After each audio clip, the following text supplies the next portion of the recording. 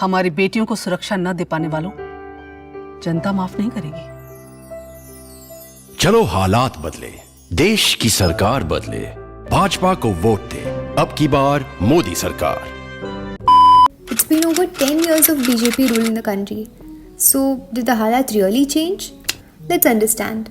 So, in this feminist ballot video, let's look at the government schemes and policies for women in the country and whether the BJP-led government has been actually able to empower women as they claim to be. In the last 10 years, we have seen innumerable schemes announced, be it the Beti Bachao, Beti Padhao scheme, Gudiya Helpline, Swadhar Grah scheme, the list goes on. Jairam सरकार ने रिवाज बदला, गुड़िया helpline ने बेटियों को सुरक्षा दी। नया रिवाज बनाएंगे फिर भाजपा लाएंगे। Okay, but did these schemes actually work? Let's have a look. Let's take the popular Beti Bachao, Beti Padhao scheme for instance. It's a flagship program run by the central government to ensure girl child survival, protection and education. According to the CAG report, the scheme has not been able to achieve its objectives. One of the main objectives of this scheme was to improve the sex ratio at birth in gender critical districts. But as per the reports, the sex ratio only got worse. The other aim of increasing girls' enrollment in secondary schools and achieving 100% re-enrollment of girls who had dropped out also did not happen. The parliamentary committee stated that 80% of the funds were spent on media campaigns. Another stark example is the Ujjwala scheme, where women were given free gas cylinders. According to the report, 1 in 4 beneficiaries got 0 or 1 LPG cylinder refill last year, despite the subsidy of Rs 200 in 2022 and 2023. This is because of the high price of LPG. मुझे मेरी इन गरीब माताओं को इस कष्टदायक जिंदगी से मुक्ति दिलानी है। वाह, क्या एक्टिंग कर रहा है। You might have also heard about the Pradhan Mantri Awas Yojana. It's still controversy as the BJP poster showcasing a woman as the beneficiary of the Yojana claimed that she didn't receive any house under the center-sponsored scheme as suggested by the poster. प्रधानमंत्री आवास योजना के तहत आपको ये घर मिला, तो ये सही है या ये तो गलत है? आपको गलत है, ये झूठी बात है। आपको प्रधानमंत्री आवास योजना के बारे में पता है? नहीं, हमको कुछ पता नहीं है सब। We have also been seeing several ASHA workers protests happening around. Having been the forefront barriers during the pandemic, they've not been given protective gloves, PPE kits and masks.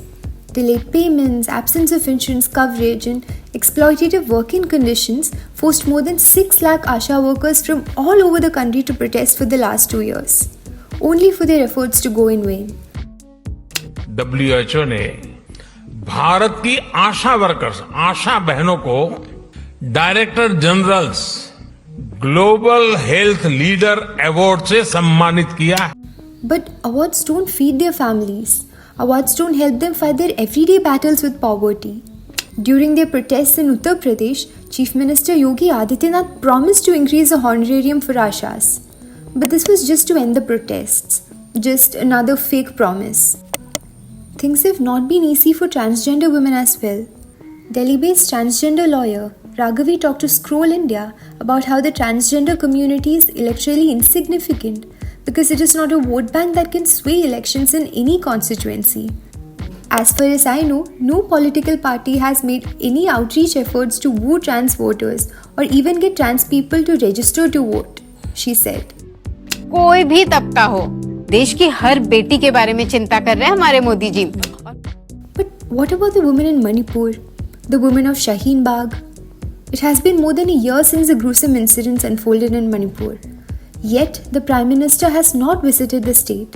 Not a single word uttered on the issue. According to the National Crime Records Bureau Report 2022, crimes against women in India rose by 4% in 2022 as compared to 2021, with more than 4 lakh cases being registered last year. A recent study released by ADR shows that the ruling Bharatiya Janata Party has the most number of MPs and MLAs with cases of crimes against women. This will not come as a surprise to us, considering the ongoing disturbing cases of Prajwal Ravana and Brij Bhushan. This growing violence against women reflects not only a deep patriarchal bias, but also an utter institutional failure. Let's not forget the words of Baba Saheb here. I measure the progress of a community by the degree of progress which women have achieved.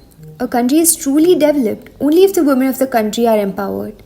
We have the schemes and policies on paper, but what we need right now is a government that sticks to these promises, not a government that is all talk and no action. Did you vote this election? If so, we would love to know how your experience was. Feminism in India has introduced a feminist ballot survey to gain insight into the experiences of women and queer individuals during elections. Your contribution would be crucial for a larger cause. Please check out the link in the description to take the survey. Thank you for watching and see you in the next video. Do like, share and subscribe to our YouTube channel.